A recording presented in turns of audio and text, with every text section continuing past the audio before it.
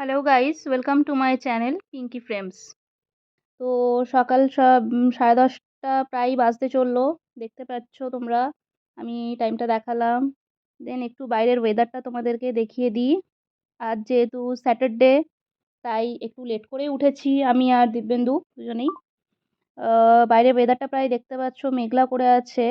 তো তোমাদেরকে পুরোপুরিভাবে আমি ভালোভাবে দেখাতে পারছি না ওয়েদারটা, ক্যামেরাতে ঠিক ক্যাপচার হচ্ছে না। তো রোদও ওঠেনি, কুয়াশা রয়েছে এখনো পর্যন্ত হালকা হালকা দূরে। কিছু কিছু বাড়িও দেখা যাচ্ছিল না এই টাইমটাতেও এখনো পর্যন্ত। তো ওয়েদারটা দেখে নাও, দেখার পরে দেন আমি ব্রাশ করলাম ব্রাশ করলাম ব্রাশ করে দিব্যেন্দুকে বললাম বিছানাটা একটু গুছিয়ে নিতে। তো ও বিছানা টিছানা গুছোচ্ছে এখন। আর এদিকে আমি একটু চা বসিয়ে নিলাম। তো সকাল দিকে আমরা লিকার চাটাই পছন্দ করি, আর এখানে চা পাতাটা আমি তাজের চা পাতাটা ব্যবহার করেছি। কারণ তাজের চাটা আমি আরও দুজনেই প্রেফার করি, খুব ভালো টেস্ট আর কি চা পাতাটার। মানে লিকার চাটা খুব ভালো টেস্ট হয় এই চায়ে। তো দেন আমার চা প্রায় রেডি হয়ে গেছে, ওদিকে ও ওয়েট করছে চায়ের জন্য। আর আমি এদিকে চা নিয়ে চলে এসেছি, তার সাথে দুটো করে টোস্ট বিস্কিট চায়ের সঙ্গে। চায়ের সাথে তো বিস্কিট না হলে চলেই না, তো সেই জন্যই আর কি বিস্কিটটা। দেখতেই পাচ্ছ তোমরা, একটু গোবিন্দভোগ চাল আর মুগের ডালটা ভিজিয়ে রেখেছি। তো আমরা আজকে ডিসাইড করলাম, আমি আর দিব্যেন্দু চা খেতে খেতে, যে আজ ওয়েদারটা মেঘলা হয়ে আছে, তো তাই একটু নিরামিষ খিচুড়ি করি। আর আজকে এমনিও শনিবার, তাই শনিবারে নিরামিষ আমরা খাই প্রত্যেক শনিবারই, সেই জন্য নিরামিষ খিচুড়িটা আমি করছি। তো তার জন্য আমি এই মশলাটা বসিয়েছি। এই মশলাটাতে আমি দিয়েছি আদা, জিরে আর কাঁচা লঙ্কা বাটা, আর তার সাথে একটু টমেটো পেস্ট দিয়েছি। আর মশলা বলতে এমনি গুঁড়ো মশলার মধ্যে শুধু জাস্ট ধনে গুঁড়ো আর কাশ্মীরি মির্চ, ব্যাস, আর কিচ্ছু দিইনি।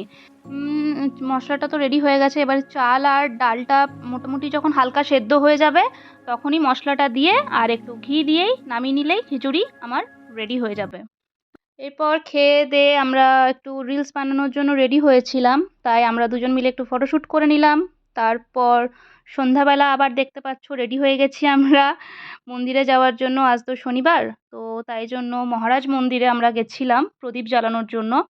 তো এই প্রদীপ আমি রেডি করছি। প্রদীপ আমার প্রায় রেডি হয়ে গেছে, দেখতে পেয়ে গেলে প্রদীপটাও আমার রেডি হয়ে গেছে। এবার আমি আর ও মিলে বেরিয়ে পড়লাম মন্দিরে যাওয়ার জন্য।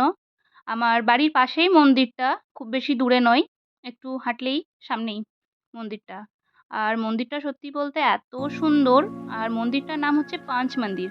মন্দিরটা যেহেতু এখানে সব ঠাকুরই আছে, তোমাদেরকে আমি ভিডিওতে দেখাবো, দেখতে পাবে তোমরা। এখানে সব মানে ঠাকুরের মূর্তিই রয়েছে, তাই এটাকে পাঁচ মন্দির বলা হয়।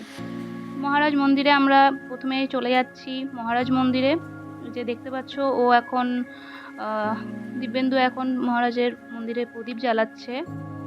তো ওর প্রদীপ দেখানো হয়ে যাওয়ার পরে, তারপরে আমি দেখাবো প্রদীপটা। মানে মন্দিরটা এতটাই মানে সুন্দর আর খুব জাগ্রত, এখানে ভগবান মানে ঠাকুরগুলো ভীষণই জাগ্রত। এই যে তারপর আমিও চলে এলাম পুজো করতে মন্দিরে, প্রদীপ দেখাতে। তো আমারও প্রদীপ দেখানো প্রায়, প্রদীপ জ্বালিয়ে নিয়েছি, প্রদীপ দেখিয়েও নিলাম আমি এখানে। প্রদীপ দেখানো হয়ে যাওয়ার পর তোমাদেরকে আমি মন্দিরটাও পুরোটা ঘুরে দেখাচ্ছি। তোমরা দেখো মন্দিরটা, মানে এতটা সুন্দর মন্দির, খুবই ভালো লাগবে তোমাদেরও দেখে। সব ঠাকুরই রয়েছে, দেখতে পাচ্ছ তোমরা।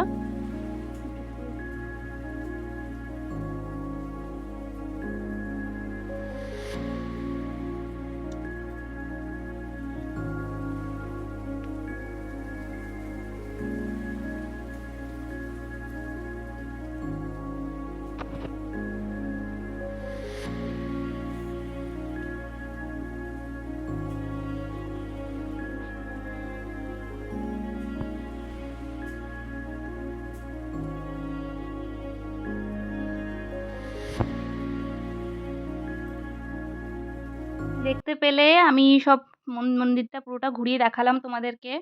এবার আমি আরও বাড়ির পথে রওনা দিচ্ছি। আমাদের পুজো দেওয়া কমপ্লিট হয়ে গেছে, এবারে বাড়ি যাব। তো ভিডিওটা ভালো লেগে থাকলে like, comment, share and subscribe করে দিও। Thank you.